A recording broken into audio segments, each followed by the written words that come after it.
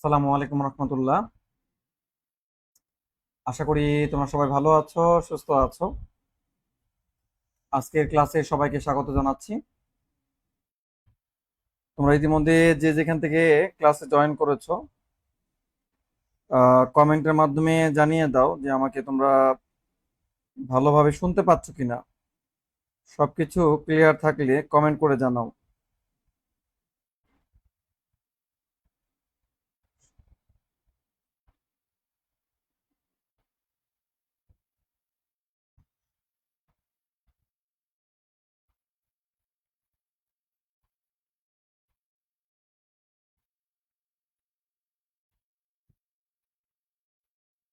বর্ষা সরকার, আদাব স্যার, কেমন আছেন?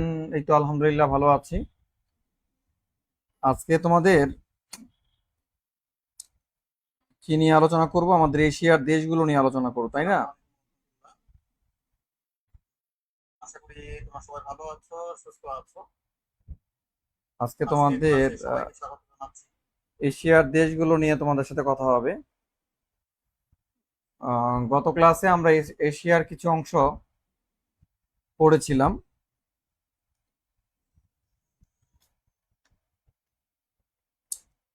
তো এই যে যে আমাদের একটা মহাদেশ, এই মহাদেশটা হচ্ছে এশিয়া, এটা নিয়ে আমরা পড়ছিলাম। এশিয়ার মধ্যে উম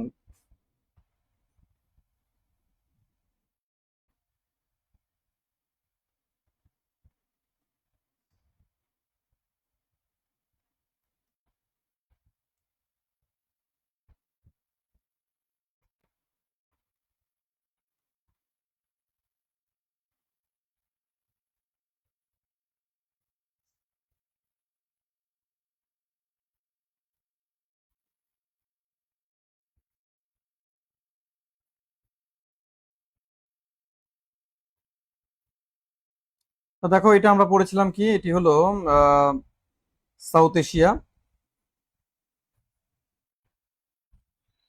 আর এশিয়ার মধ্যে এই পার্টটা হলো দক্ষিণ পূর্ব এশিয়া। এটি তোমাদের হলো মধ্য এশিয়া। আর এটি হলো তোমার এটি হচ্ছে মধ্য এশিয়া, এটি হচ্ছে পূর্ব এশিয়া। আর এটি হলো তোমার পশ্চিম এশিয়া। আর এটি হচ্ছে আমাদের নর্থ এশিয়া। তো আমরা নর্থ এশিয়াটা আমাদের প্রচলিত বইয়ে নাই। তো আমরা দক্ষিণ এশিয়ার দেশগুলো একটু দেখি। দক্ষিণ এশিয়ার দেশগুলো, এখানে 8টি দেশ রয়েছে। এই 8টি দেশ, আর জাতিসংঘের মতে 9টি দেশ ধরা হয়, তবে তোমরা 8টি দিতে পারো।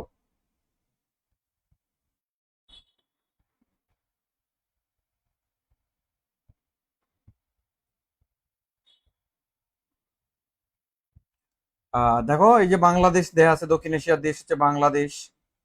তারপর দেয়া আছে ভারত, দেয়া আছে পাকিস্তান, দেয়া আছে নেপাল, দেয়া আছে তারপরে তোমার ভুটান, দেয়া আছে মালদ্বীপ, দেয়া আছে শ্রীলঙ্কা, দেয়া আছে আফগানিস্তান, দেয়া আছে। ইরানটা দিও না। তাহলে দক্ষিণ এশিয়ার দেশ কয়টি তোমাকে যদি বলা হয়? দক্ষিণ এশিয়ার দেশ হলো 8টি। দিও, দক্ষিণ এশিয়ার দেশ হচ্ছে 8টি। দক্ষিণ এশিয়ার দেশ হলো 8টি। আর এই 8টি দেশ আবার সার্কের সদস্য। এই 8টি আবার কিছু সদস্য সার্কের সদস্য। সার্ক, এই 8টি দেশ আবার কিছু সদস্য সার্কের সদস্য। সার্কের পূর্ণরূপ কি? সার্কের পূর্ণরূপ হচ্ছে সাউথ এশিয়ান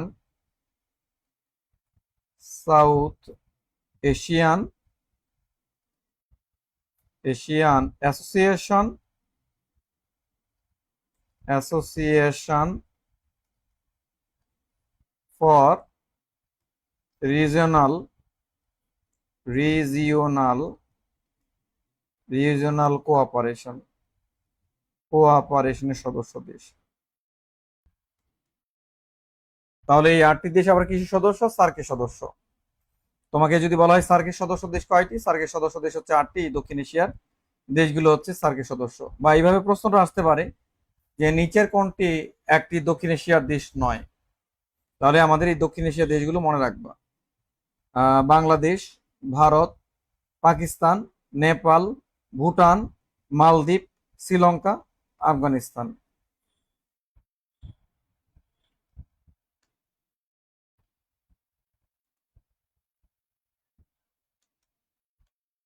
আর দক্ষিণ পূর্ব এশিয়ার দেশ, এই দেশগুলোর নামগুলো একটু মনে রাখবা কষ্ট করে। এই নামগুলো তোমাদের পরীক্ষায় থাকবে।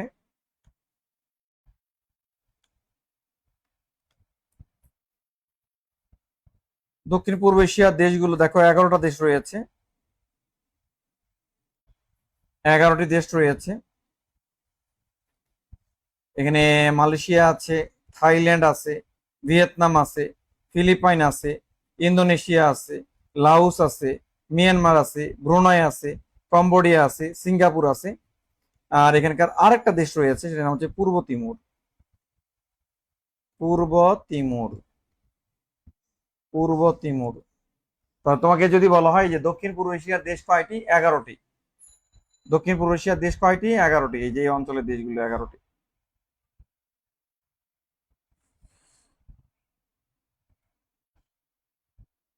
আর এই দেশগুলো মনে রাখার একটা শর্টকাট টেকনিক তুমি মনে রাখতে পারো।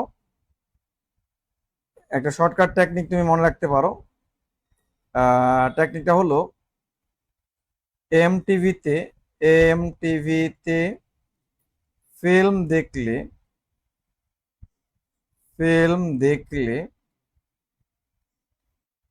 বিসিএসটি বিসিএসটি হবে না। এমটিভিতে ফিল্ম দেখলে বিসিএসটি হবে না। তোমরা এই ছন্দের মাধ্যমেও এই দেশগুলো মনে রাখতে পারো। কি কি সেটা?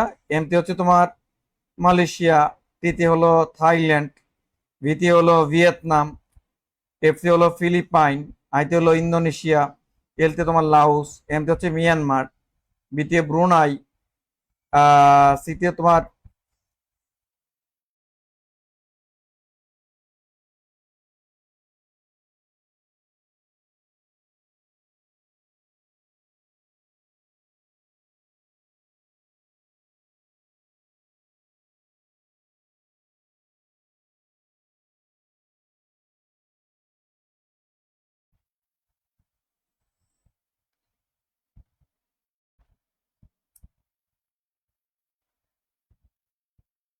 আমি আন্তরিকভাবে দুঃখিত, আমাদের একটু টেকনিক্যাল সমস্যার কারণে ডিসকানেক্ট হয়ে গেছিল।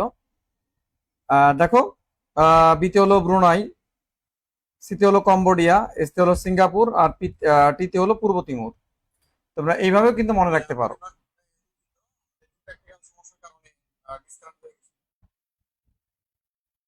আচ্ছা, তারপরে এদিকে দেখো, এশিয়ার এই দেশগুলো একটু দেখবা, নজর রাখবা। দূরপ্রাচ্যের দেশ এই যেগুলো: চীন, জাপান, দক্ষিণ কোরিয়া, উত্তর কোরিয়া, মঙ্গোলিয়া। দূরপ্রাচ্যের দেশ মানে পূর্ব দিকে দেশগুলো, এশিয়া থেকে পূর্ব দিকে দেশগুলো, হ্যাঁ, এগুলোকে বলা হয় দূরপ্রাচ্যের দেশ। এই দূরপ্রাচ্যের দেশ, এগুলোকে বলা হয় দূরপ্রাচ্যের দেশ। দূরপ্রাচ্যের দেশ মনে রাখার জন্য তোমরা একটা শর্টকাট টেকনিক মনে রাখতে পারো। সেটি হলো কোচিজাম। কোচিজাম। কোচিজাম। কতে হলো তোমার কোরিয়া, উত্তর কোরিয়া, দক্ষিণ কোরিয়া। কতে হলো কি তোমার উত্তর কোরিয়া আর দক্ষিণ কোরিয়া। সিতে হলো চীন, জাতি হলো তোমার জাপান, আর মতে হলো মঙ্গোলিয়া। বুঝতে পারছো? দূরপ্রাচ্যের দেশ কয়টি? 5টি দেশ রয়েছে। 5টি দূরপ্রাচ্যের দেশ।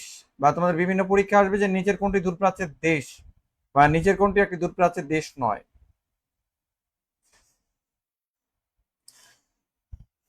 আচ্ছা, এরপরে দেখো মধ্য এশিয়া। এটাকে বলা হয় মধ্য এশিয়া, যেটা হচ্ছে আমাদের সবগুলোই মুসলিম রাষ্ট্র। এশিয়ার এই পার্টটুকু হচ্ছে মধ্য এশিয়ার দেশ। এই পার্টটুকু হচ্ছে মধ্য এশিয়ার দেশ। মধ্য এশিয়ার দেশগুলো কি কি দেখো: Kazakhstan, Uzbekistan, Tajikistan, Kyrgyzstan, Turkmenistan. ঠিক আছে? এই 5টা দেশ হচ্ছে মধ্য এশিয়ার দেশ। এটি মনে রাখতে পারো কি দিয়ে?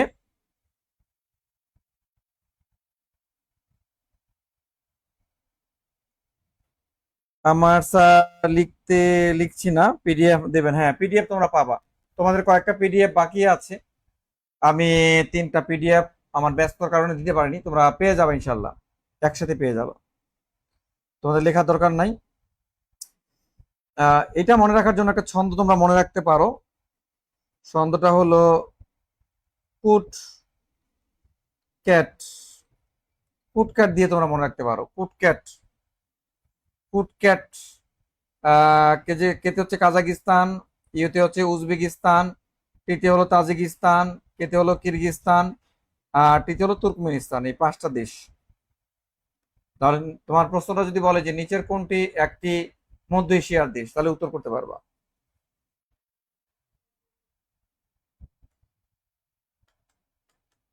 এরপরে পশ্চিম এশিয়ার দেশগুলো একটু দেখো।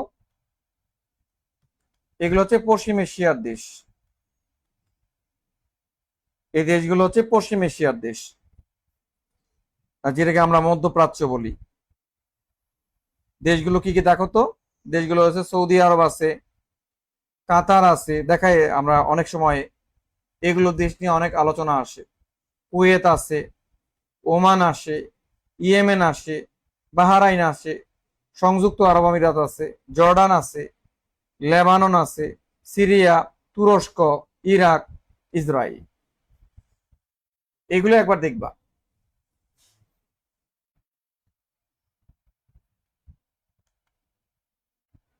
আচ্ছা, আমি তোমাদেরকে যতটুকু বললাম এই পর্যন্ত কি তোমরা বুঝতে পেরেছো কিনা?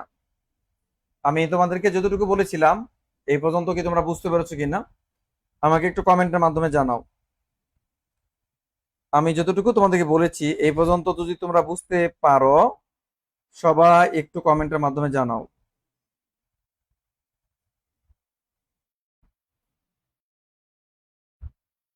সবাই এই পর্যন্ত তোমরা তাহলে একটু কমেন্টের মাধ্যমে জানাও তোমরা যদি বুঝতে পারো।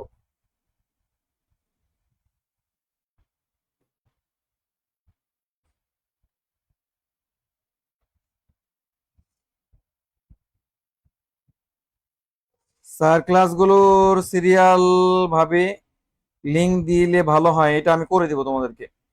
ক্লাসগুলো সব শেষ হয়ে গেলে তোমাদের সিরিয়াল অনুযায়ী এটা আমি সিরিয়াল করে দিব। সময় পাচ্ছি না তো, একটু ব্যস্ত আছি। আমি তোমাদেরকে করে দিব সিরিয়াল অনুযায়ী প্রথম থেকে, বা এই পর্যন্ত আজকে যতটুকু হয়েছে আমি এটা করে দিব।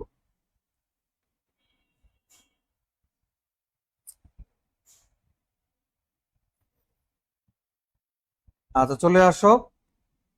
এশিয়ার আলোচিত দেশগুলোর মধ্যে কি পড়বা? প্রাইমারিতে তো এত কঠিন আসে না। এশিয়ার আলোচিত দেশগুলোর মধ্যে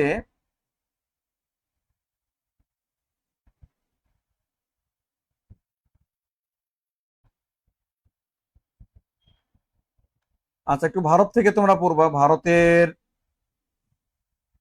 ভৌগোলিক বর্ণনা যদি আমরা বলি, আইনসভা, কাশ্মীর ইস্যু, ভারত চীন নিয়ে একটু পড়বা। ভারতের ভৌগোলিক বর্ণনা হলো ভারতের বর্তমান প্রদেশ রয়েছে 28টি। আগে 29টা ছিল। যদি বলা হয় ভারতের বর্তমান প্রদেশ কয়টি, ভারতের বর্তমান প্রদেশ হচ্ছে 28টি। ভারতের বর্তমান প্রদেশ হচ্ছে 28টি। আর আইনসভাটা নিয়ে প্রশ্ন আসে, আইনসভার নাম কি? ভারতের আইনসভার নাম হলো পার্লামেন্ট। পার্লামেন্টটা পড়বো। ভারতের আইনসভার নাম হলো পার্লামেন্ট। এই পার্লামেন্টের কক্ষ তাহলে কয়টা? কক্ষ হচ্ছে দ্বিকক্ষ, দ্বিকক্ষ বিশিষ্ট। যদি তোমাকে বলা হয় যে ভারতের আইনসভার নাম কি, পার্লামেন্টটা, পার্লামেন্টটা কয় কক্ষ বিশিষ্ট? দ্বিকক্ষ বিশিষ্ট। দুইটা কক্ষ কি কি কি আছে? দুইটা কক্ষ আছে। উচ্চ কক্ষের নাম হলো রাজ্যসভা। রাজ্যসভা। নিম্ন কক্ষের নাম কি আছে? নিম্ন কক্ষের নাম হচ্ছে লোকসভা। লোকসভা। নিম্ন কক্ষের নাম হচ্ছে লোকসভা। তাহলে উচ্চ কক্ষের নাম হচ্ছে রাজ্যসভা, নিম্ন কক্ষের নাম হচ্ছে লোকসভা। নিম্ন কক্ষের আসনটা পরীক্ষায় আসে, আসন কয়টি আছে? আসন আছে হলো 545টি। 545টি আসন আছে। আর এর মধ্যে নির্বাচিত কয়টি আছে? নির্বাচিত আছে 543টি আছে। আর দুইটি আছে সংরক্ষিত, দুইটি সংরক্ষিত আসন আছে, সংরক্ষিত আসন আছে। কাশ্মীরটা থেকে মনে রাখবা, কাশ্মীরের শেষ রাজার নামটা মনে রাখবা। শেষ রাজার নামটা মনে রাখবা, তার নাম হচ্ছে হরি সিং। হরি সিং।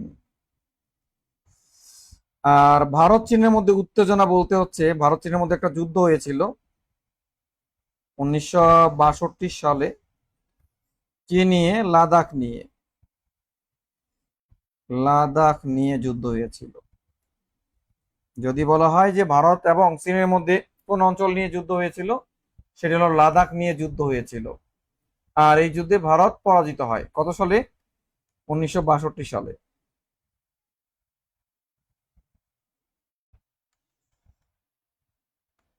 আর ভারতের বিখ্যাত ব্যক্তিবর্গের মধ্যে তোমরা আহ এখান থেকে যে ব্যক্তিবর্গগুলো আছে সবগুলো তোমাদের দরকার নাই। তোমরা মহাত্মা গান্ধী, তিনি হলো সত্যগ্রহ, সত্যাগ্রহ। তারপর তোমার ভারত স্যার আন্দোলনের প্রবক্তা ছিলেন। আন্দোলনের আন্দোলনের কি ছিলেন? প্রবক্তা ছিলেন। ঠিক আছে। আর তাকে হত্যাকারীর নামটা পরীক্ষায় আসে, তাকে হত্যাকারীর নাম হলো নাথুরাম গডসে। নাথুরাম নাথুরাম গডসে। তাকে হত্যা করা হয়েছিল 1948 সালে। এই নাথুরাম গডসে তিনি মহাত্মা গান্ধীর হত্যাকারী। আর জওহরলাল নেহরু দরকার নাই, সরোজিনী নাউরু বলবা। তাকে বলা হয় ভারতের নাইটিঙ্গেল অফ ইন্ডিয়া বলা হয়।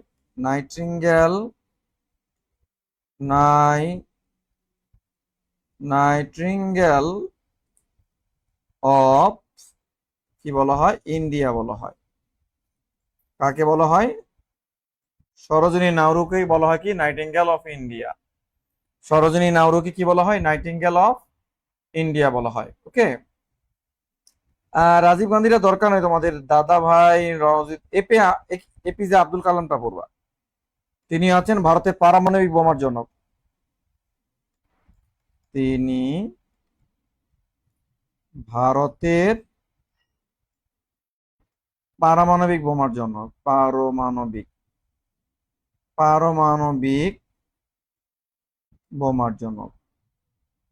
বোমার জনক এপিজে আব্দুল কালাম। আর তার রচিত গ্রন্থটা পড়বা, সেটি হলো উইংস অফ ফায়ার। উইংস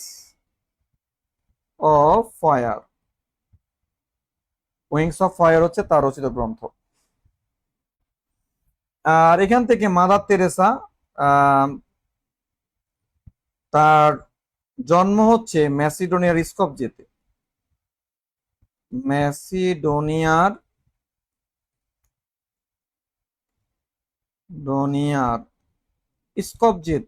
স্কপজে। এখানে আমাদের ম্যাক্সিমাম প্রার্থীরা ভুল করে। আর তিনি হচ্ছেন আলবেনিয়ান বংশোদ্ভূত। তিনি আলবেনিয়ান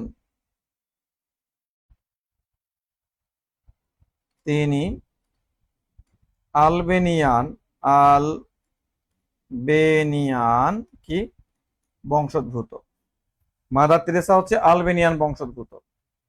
আর মাদার তেরেসা শান্তিতে নোবেল পুরস্কার পায় কবে? 1979 সালে।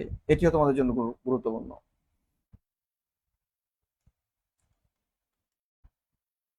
আচ্ছা, পাকিস্তান থেকে এবারের জন্য তথ্য আসার মতো তোমাদের জন্য, পাকিস্তানে একটা অত বেশি তথ্য আসে না। পাকিস্তান থেকে পূর্ব হচ্ছে তক্ষশিলাটা পূর্ব। তক্ষশিলা, তক্ষশিলা কি? এটি হলো পাকিস্তানের রাওয়ালপিন্ডিতে অবস্থান। অবস্থান হচ্ছে কোথায়? রাওয়ালপিন্ডি, পাকিস্তান। রাওয়ালপিন্ডি, রাওয়ালপিন্ডি পাকিস্তানে অবস্থান। আর এটি হচ্ছে মূলত বৌদ্ধদের একটা প্রত্নতাত্ত্বিক স্থান, বৌদ্ধ ধর্মাবলম্বীদের। আর পাকিস্তান থেকে আসার মতো যে পাকিস্তানের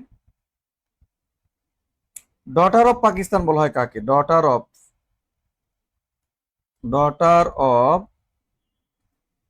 পাকিস্তান বলা হয় কাকে? যদি বলে পাকিস্তান, ডটার অফ পাকিস্তান বলা হয় কাকে?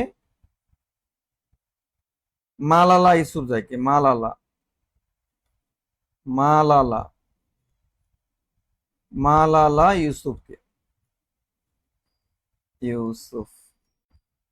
তাহলে ডটার অফ পাকিস্তান বলা হয় কাকে? মালালা ইউসুফকে, মালালা ইউসুফকে। আর ডটার অফ ইস্ট বলা হয়, daughter of, daughter of east, daughter of east বলা হয় কাকে? বেনজির ভুট্টোকে, বেনজির ভুট্টোকে।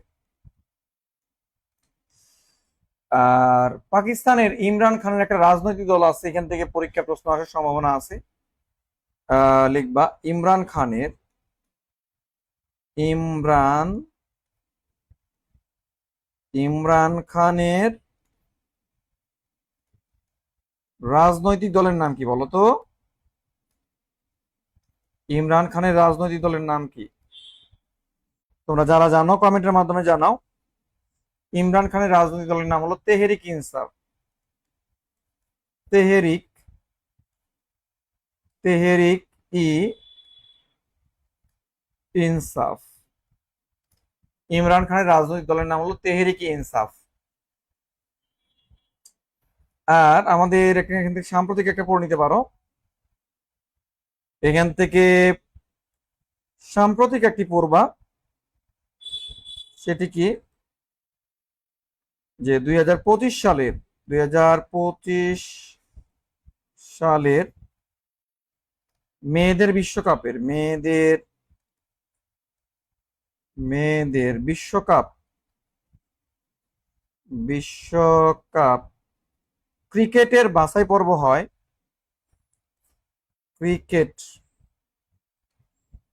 এর বাছাই পর্ব হয়, বাছাই পর্বটা কোথায় হয়েছে? পর্ব হয়েছে লাহোর, লাহোর পাকিস্তানে, লাহোর পাকিস্তানে। আচ্ছা, তোমরা আমাকে একটু কমেন্টের মাধ্যমে জানাও তো যে এই পর্যন্ত কি তোমরা ক্লিয়ারলি বুঝতে পেরেছো কিনা। এই পর্যন্ত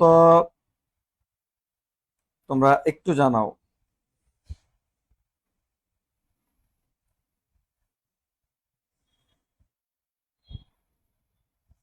তোমরা আমাকে একটু কমেন্টের মাধ্যমে জানাও যে এই পর্যন্ত তোমরা কি বুঝতে পেরেছো কিনা।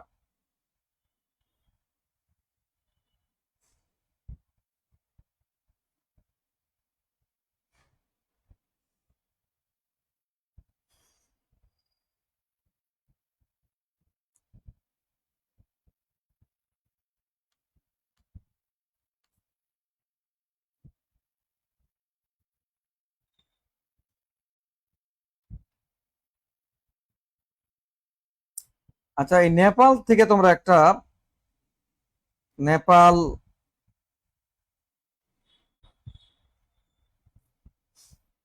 নেপাল পৃথিবীর আগে 2007 সালের আগে,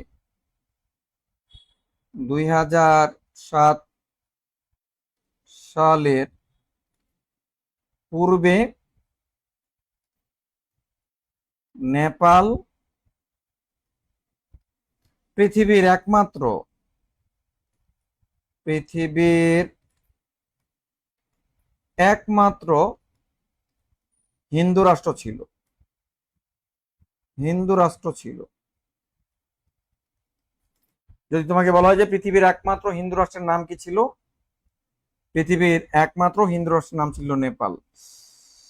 আচ্ছা, রিবা বিশ্বাস ক্লিয়ার, বর্ষা সরকার জি ক্লিয়ার স্যার, রফিক ইসলাম সুমন জি ক্লিয়ার। নেপাল এর তোমরা একটু পড়বা যে নেপালের শেষ রাজার নাম কি ছিল। নেপালের শেষ রাজার নাম ছিল জ্ঞানেন্দ্র, জ্ঞানেন্দ্র বীর বিক্রম, বীর বিক্রম, বীর বিক্রম সাহাদেব, সাহাদেব। আর নেপালের রাজধানী কাঠমান্ডু, এটাও এখান থেকে একটা তথ্য আসে, এর রাজধানী হচ্ছে কাঠমান্ডু। কাঠমান্ডুতে কি আছে, সার্কের সদর দপ্তর আছে, সার্ক সদর দপ্তর অবস্থিত, সদর দপ্তর অবস্থিত, সার্ক সদর দপ্তর অবস্থিত। যদি বলা হয় তোমাকে যে সার্কের সদর দপ্তর কোথায় অবস্থিত, এটি হলো নেপালের কাঠমান্ডুতে অবস্থিত।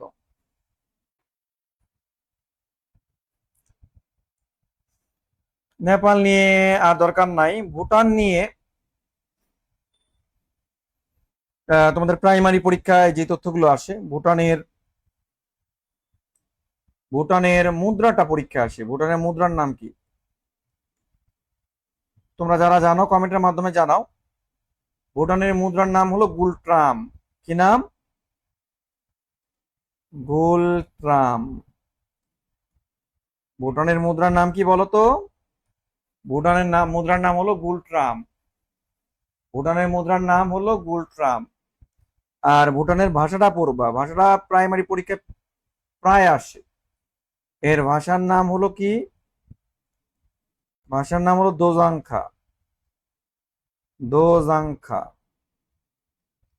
ভুটানের ভাষার নাম কি বলতো? দোজাংখা। এই কমন বিষয়গুলো আসে, তেমন জটিল বিষয়গুলো আসে না। তোমরা এগুলো ক্লাসে যারা দেখতেছো, ক্লাস থেকে তোমরা কিন্তু এগুলো কমন পাবা।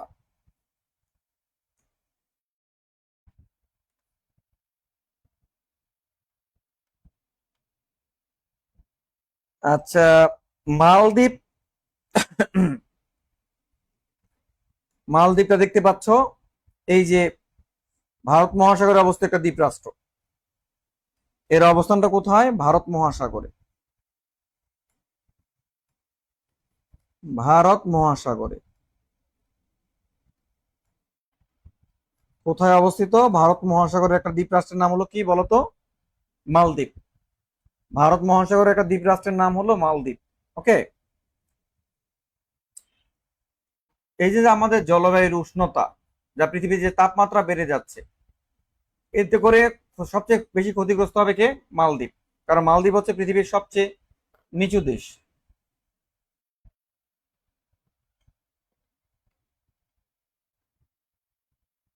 এই যে পৃথিবীর তাপমাত্রা বেড়ে যাওয়ার কারণে যে মালদ্বীপ কিন্তু তারা সমুদ্রের তলদেশে,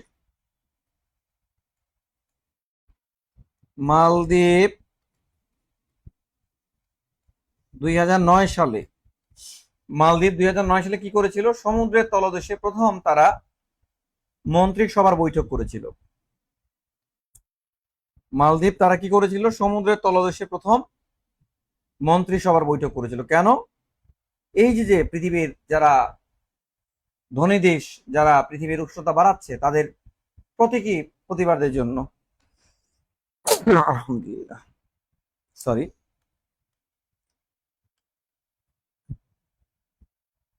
শ্রীলঙ্কা থেকে দেখো, এখানে একটা প্রণালী আছে।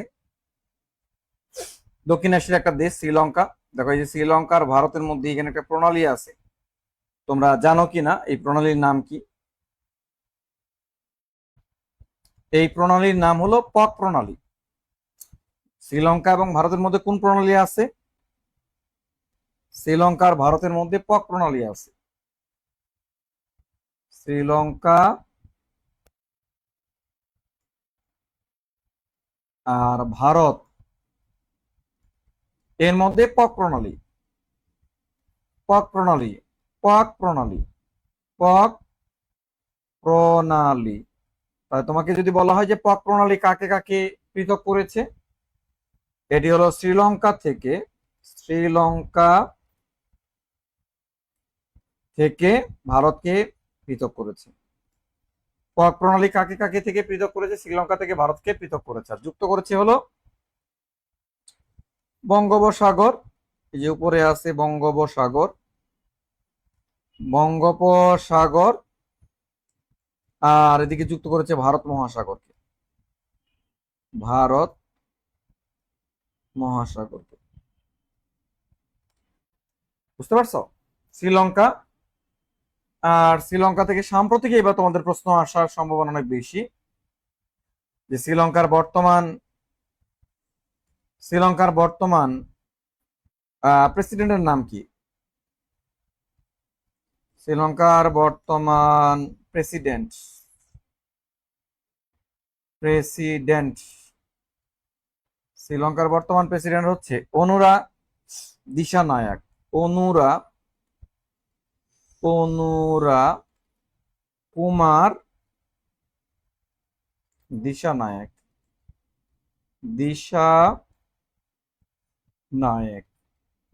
তাহলে শ্রীলঙ্কার বর্তমান যে প্রেসিডেন্ট তিনি আছেন অনুরা কুমার দিশানায়াক। আর শ্রীলঙ্কা থেকে আরেকটা তথ্য পরীক্ষা আসে, সেটা হলো এলিফ্যান্ট পাস। এলিফ্যান্ট পাস যদি বলে কোন দেশে অবস্থিত, এটি হচ্ছে শ্রীলঙ্কার জাফনাতে অবস্থিত। জাফনা, এটি হলো শ্রীলঙ্কাতে অবস্থিত। শ্রীলঙ্কা মানে এলিফ্যান্ট পাস শ্রীলঙ্কা থেকে তাদের একটা ছোট্ট দ্বীপে যাওয়ার একটা সরু পথটার নাম হলো এলিফ্যান্ট পাস। আর এখানে একটা নোট রাখবা, নোটটা হলো যদি বলে এলিফ্যান্ট ওভারপাস কোথায় অবস্থিত, এলিফ্যান্ট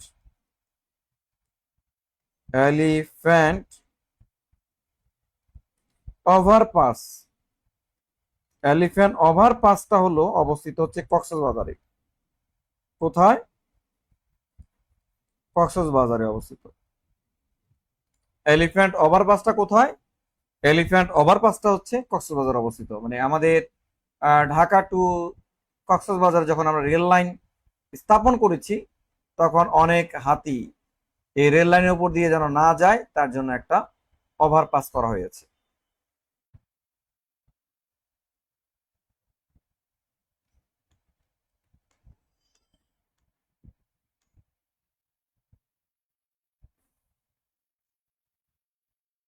আফগানিস্তান থেকে একটু তোমরা হালকা করে জেনে রাখবা। আফগানিস্তানের ভাষাটা ইম্পর্টেন্ট তোমাদের জন্য। ভাষা, আফগানিস্তানের ভাষা হচ্ছে পশতু।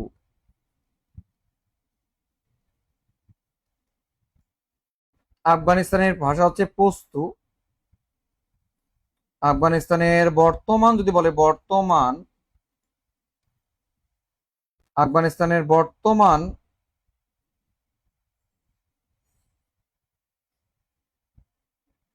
বর্তমান প্রেসিডেন্ট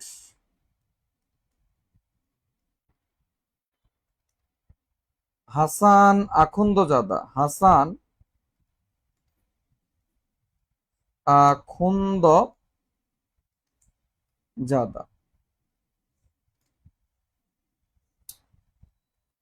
আর তালেবান, এটি হচ্ছে তালেবান। তালেবান অর্থ কি? তালেবান অর্থ হচ্ছে ছাত্র। তালেবানরা কি বর্তমানে আফগানিস্তানের শাসন ক্ষমতায়? তালেবানরা হচ্ছে বর্তমান আফগানিস্তানের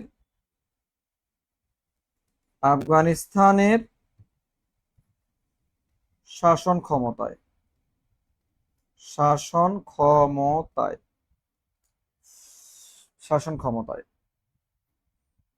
আর আফগানিস্তানের অন্যতম একটা প্রদেশ ছিল, নাম হচ্ছে গজনি। কি নাম বলতো? গজনি। গজনির নেপোলিয়ন বলা হতো কাকে? গজনির নেপোলিয়ন কাকে বলা হতো? সুলতান মাহমুদকে। সুলতান মাহমুদকে।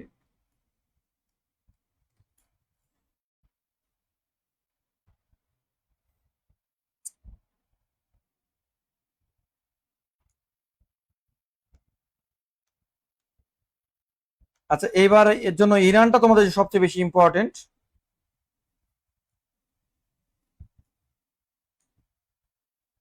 আচ্ছা, আমি ইতিমধ্যে যে দেশগুলো তোমাকে বললাম, এই পর্যন্ত কি তোমরা বুঝতে পেরেছো কিনা? যতটুকু আমি বললাম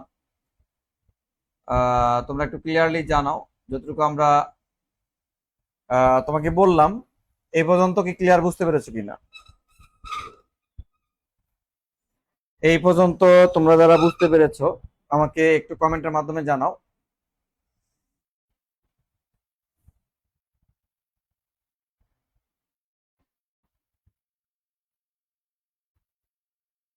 তোমরা যারা এই পর্যন্ত বুঝতে পারছো আমাকে একটু কমেন্টের মাধ্যমে জানাও যে ক্লিয়ার বুঝতে পেরেছো কিনা। সবাই কমেন্ট করো, আর কি কোথা থেকে আছো তাও জানিয়ে দাও।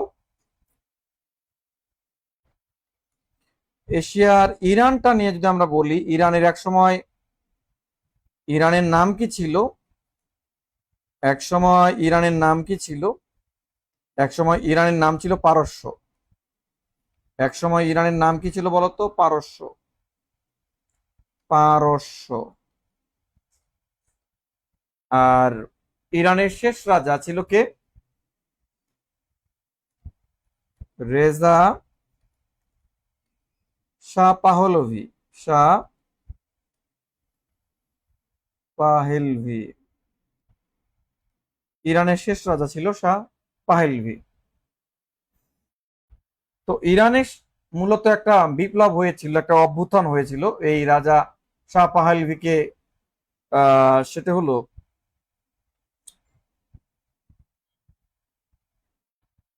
এইটার নাম হলো ইরানের ইসলামিক বিপ্লব। ইসলামিক ইসলামিক বিপ্লব। ইরানে কোন বিপ্লব হয়েছিল বলতো? ইসলামিক বিপ্লব। কত সালে হয়েছিল? এটা হয়েছিল, ইরানের ইসলামিক বিপ্লবটা কবে হয়েছিল? ইরানের ইসলামিক বিপ্লবটা হয়েছিল 1979 সালে হয়েছিল। যদি বলা হয় যে ইরানের ইসলামিক বিপ্লব কবে হয়, 1979 সালে হয়েছিল। ইরানের ইসলামিক বিপ্লব মানে কি? মানে ইরানের যে রাজা ছিল তার ক্ষমতাচ্যুত করার জন্য যে আন্দোলন, সেটা হচ্ছে ইসলামিক বিপ্লব। আবার ইরাক ইরানের মধ্যে যুদ্ধ লাগছিল কবে? 1980 থেকে 1988 সাল পর্যন্ত ইরান আর ইরাকের মধ্যে যুদ্ধ হয়। ইরাকের মধ্যে যুদ্ধ হয়। কি নিয়ে যুদ্ধটা হয়? জায়গাটার নাম হচ্ছে সাত আল আরব। সাত আল আরব। সাত আল আরব নিয়ে যুদ্ধ হয়। যদি বলা হয় ইরাক ইরানের মধ্যে যুদ্ধ হওয়ার অন্যতম কারণ কি ছিল? ইরাক এবং ইরানের মধ্যে যুদ্ধ হওয়ার অন্যতম কারণ ছিল সাত আল আরব। আর আমরা কিন্তু এই যুদ্ধে একটা মিশন জাতিসংঘ পাঠাইছিল, সেটা হচ্ছে ইউনিমগ। ইউনিমগ। ইউনিমগ জাতিসংঘ পাঠিয়েছিল কত সালে? 1988 সালে পাঠিয়েছিল। কোথায়? ইরাকে। ইরাকে। তার মানে হলো যে ইরাক ইরানের মধ্যে যে যুদ্ধ হয়েছিল, এই সময় 1988 সালে জাতিসংঘ ইউনিমগ নামে একটা মিশন, শান্তিরক্ষী মিশন ইরাকে পাঠায়। আর আমরা কিন্তু এই মিশনের মাধ্যমে প্রথম অংশগ্রহণ করি। বাংলাদেশ বাংলাদেশ ইউনিমগের মাধ্যমে, ইউনিমগ এর মাধ্যমে, ইউনিমগের মাধ্যমে কি প্রথম শান্তিরক্ষী মিশনের যাত্রা শুরু করে। প্রথম শান্তিরক্ষী মিশনে, শান্তিরক্ষী মিশনে কি করে? যাত্রা শুরু করে। বাংলাদেশের যদি বলা হয় প্রথম মিশনটার নাম কি ছিল? ইউনিমগ। আর ইরান থেকে এবার আমাদের সাম্প্রতিকের অনেক তথ্য আসবে। যে যদি বলা হয় ইসরায়েল কবে ইরানে হামলা করছে, 13 মে 2025 সালে, 13 মে 2025 সালে ইসরায়েল ইসরায়েল ইসরায়েল অপারেশন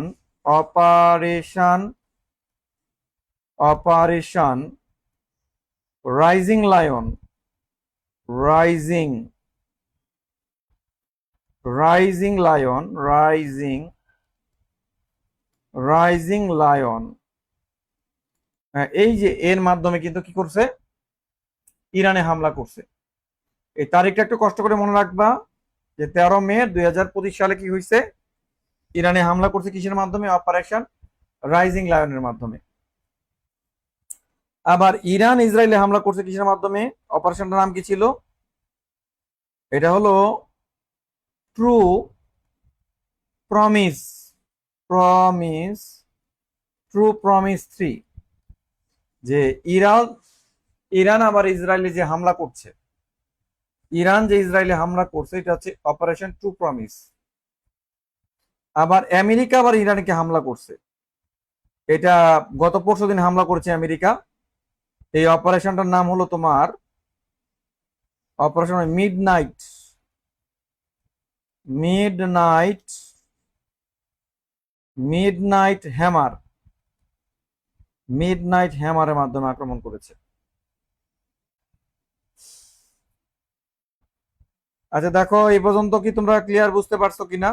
কারণ আমি এশিয়াটা তোমাদের খুব ডিটেলসে পড়াচ্ছি, কারণ এশিয়া থেকে আমাদের প্রশ্ন বেশি হয়।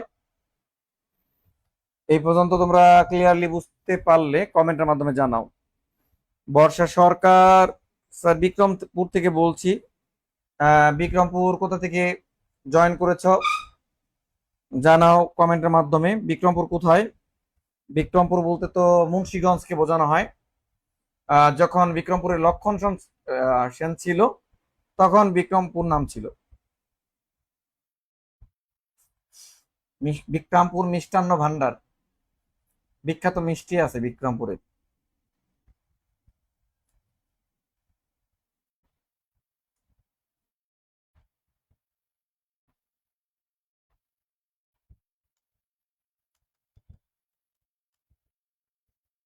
আচ্ছা, মিয়ানমারটাও তোমাদের জন্য ইম্পর্টেন্ট। মিয়ানমার থেকে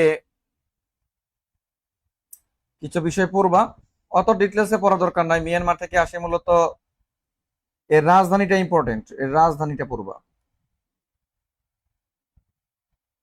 মিয়ানমারের রাজধানীর নাম হলো কি, নাইপিদো। আর মিয়ানমারের মুদ্রাটা পড়বা, মুদ্রাটা ইম্পর্টেন্ট। মুদ্রাটা হলো কিয়াট। মুদ্রার নাম কি, মিয়ানমারের মুদ্রার নাম হলো কিয়াট। আর মিয়ানমারের সীমান্ত রক্ষী মিশন, সীমান্ত রক্ষী বাহিনীর নাম পড়বা, রক্ষী বাহিনীর নামটা পড়বা। এর নাম হলো বিজিপি। বি না, কিন্তু BGP, Border Guard of Police. Border Guard of Police. আর মিয়ানমারের একটা রাজনৈতিক দলের নাম আছে এনএলডি, ন্যাশনাল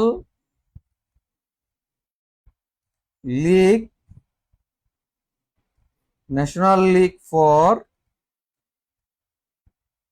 ডেমোক্রেসি। তা যদি বলা হয় এনএলডি নামে রাজনৈতিক দল কোন দেশ ভিত্তিক, সেটা হলো মিয়ানমারের।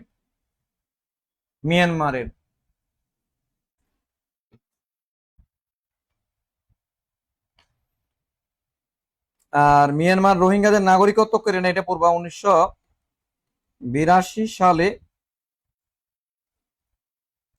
রোহিঙ্গারা কি হারায়, নাগরিকত্ব হারায়। নাগরিকত্ব হারায়। বুঝতে পারছো?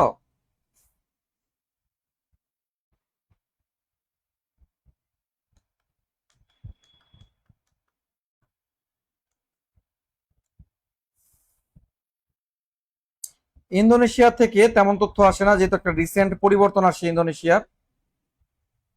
ইন্দোনেশিয়ার রাজধানীটা পড়বা, রাজধানীর নাম। ইন্দোনেশিয়ার রাজধানীর নাম কি বলতো? আগে ছিল জাকার্তা, বর্তমান রাজধানীর নাম হলো নুসান্তারা। নুসান্তারা। ইন্দোনেশিয়ার রাজধানীর নাম হচ্ছে নুসান্তারা। আর মুসলিম বিশ্বের জনসংখ্যা বৃহত্তম দেশ। মুসলিম বিশ্বের জনসংখ্যা বৃহত্তম দেশের নাম কি বলো? রাজধানীর নাম কি বলতো? মুসলিম বিশ্বের জনসংখ্যায় মুসলিম বিশ্বের মুসলিম বিশ্বের জনসংখ্যার বৃহত্তম দেশ। বৃহত্তম দেশ ইন্দোনেশিয়া।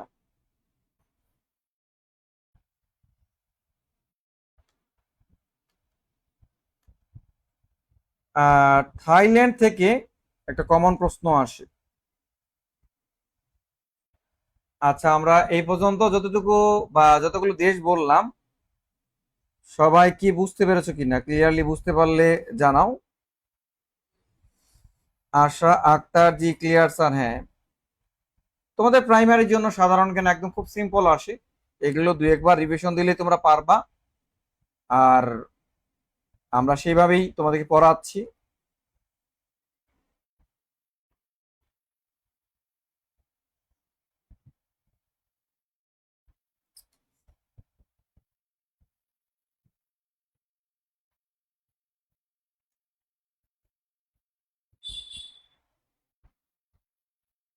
থাইল্যান্ড থেকে শুধুমাত্র মনে রাখবা,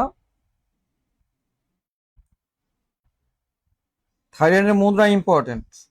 আগে থাইল্যান্ডকে বলা হয় সাদা হাতির দেশ।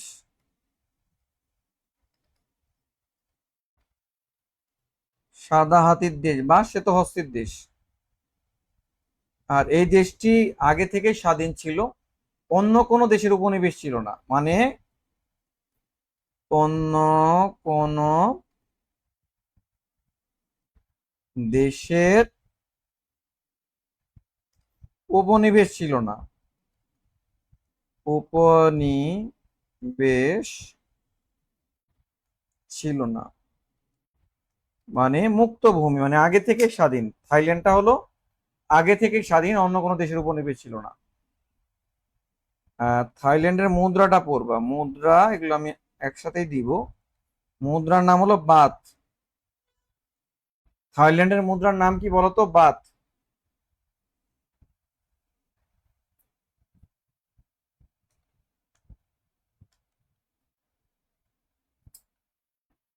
আচ্ছা, ভিয়েতনাম থেকে তোমাদের প্রাইমারির জন্য আসে হলো, ভিয়েতনামের মুদ্রাটা ইম্পর্টেন্ট। মুদ্রা পড়বা, ভিয়েতনামের মুদ্রা হলো ডং। ভিয়েতনামের সরি, ডং না, হ্যাঁ, ভিয়েতনামের মুদ্রা ডং। ডং এটি পড়বা।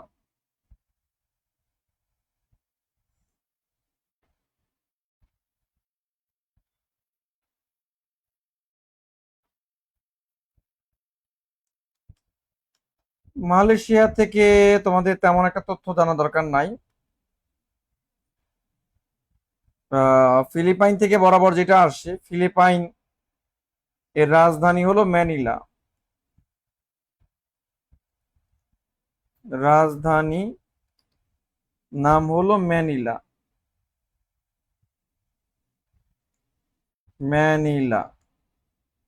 এই ম্যানিলাতে কি আছে? এশিয়ান ডেভেলপমেন্ট ব্যাংকের সদর দপ্তর রয়েছে, এডিবি। এডিবি। এই ম্যানিলাতে কি আছে? এডিবির সদর দপ্তর রয়েছে।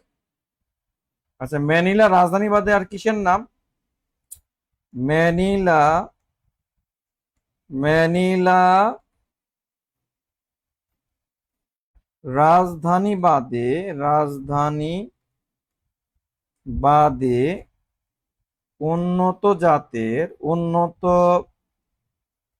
জাতের তামাকের নাম। তামাকের নাম। ম্যানিলা কিসের নাম? ম্যানিলা রাজধানী বাদে উন্নত জাতের তামাকের নাম।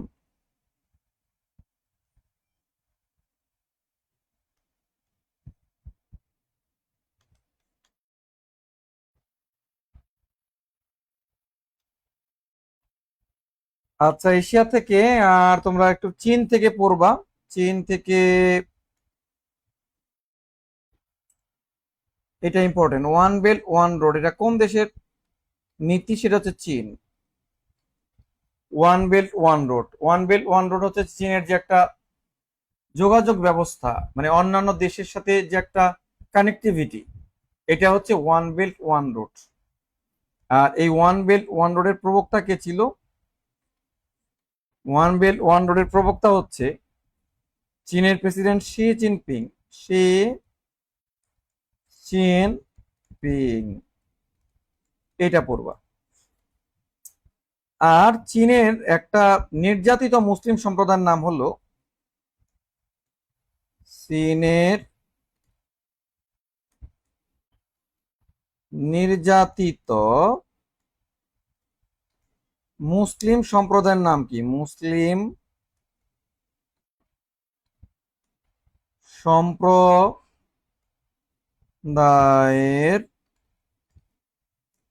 নাম উইঘুর।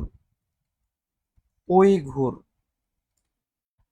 এরা চীনের জিনজিয়াং প্রদেশে বসবাস করে। এই উইঘুররা হলো চীনের নির্যাতিত মুসলিম সম্প্রদায়। আর এখান থেকে পড়বা হলো তিয়েন আনমিন স্কয়ার। তিয়েন আনমেন তিয়েন আনমেন স্কয়ার, এটি কোথায় অবস্থিত? চীনের বেইজিং এ অবস্থিত। বেইজিং। এটি পরীক্ষা আসে, প্রাইমারিতে আছে কনফুসিয়াস। কনফুসিয়াস কে ছিলেন? কনফুসিয়াস ছিলেন চীনের একজন বিখ্যাত দার্শনিক ছিলেন।